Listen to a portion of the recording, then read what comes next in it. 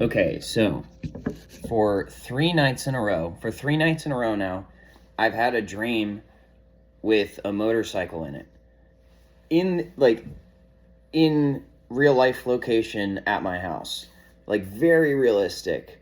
And it's basically, we'll just call it the Honda CBR 600. Not a new one, like an older, like stunt bike type bike. Not an actual stunt bike, mind you, just an older one.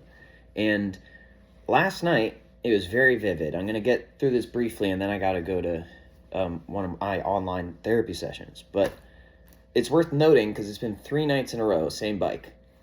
And so last night, I basically just remember like hopping a curb or something at some point.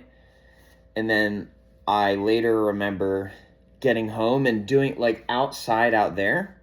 Like, I'll show you where I did it in the dream. It was like I was at my house in my dream.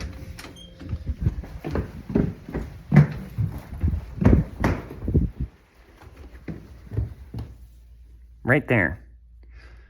And I was using that garage too. And what I did when I got home was I did this stoppie where I put the front brake on and leaned forward, and I turned a little bit, like I turned into it. Do you know what martial arts tricking is? It felt like doing a martial arts tricking trick. I went like this. I was like going forward, right? And then I turned into it like this. Wait, is that the right side? Or is it this side? I guess it'd be this side, right?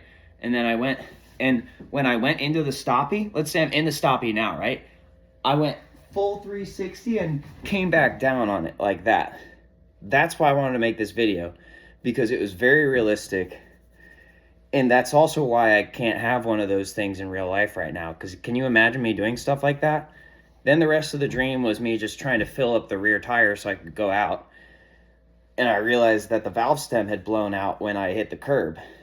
And well, I this morning realized it was because I hit the curb, because I remember hitting the curb. And so I couldn't, every time I filled it up, I tried to do it with the hand pump, and I'm like, this isn't working. And then I turned the compressor on and I did it, and that's when the air was blowing back out the valve stem, and I knew I'd blown out the valve stem. So that was kind of the end of the dream.